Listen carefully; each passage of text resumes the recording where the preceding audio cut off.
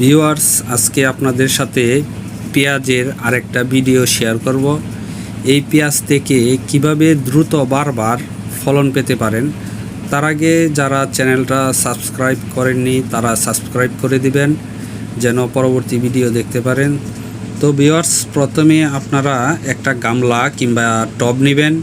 এটাতে সবজি বাগানের যে কম্পোস্ট মাটি আছে সেটা দিয়ে ভরাট করে নেবেন।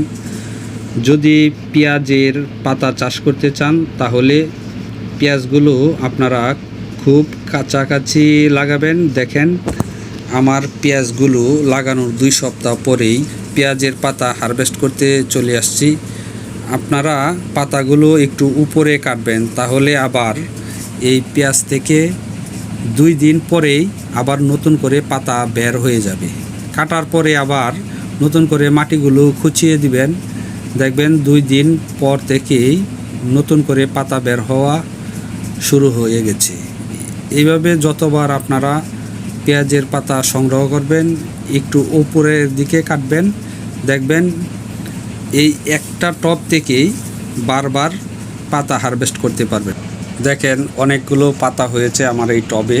পাতাগুলো খুব সুন্দর বড় বড় হয়েছে।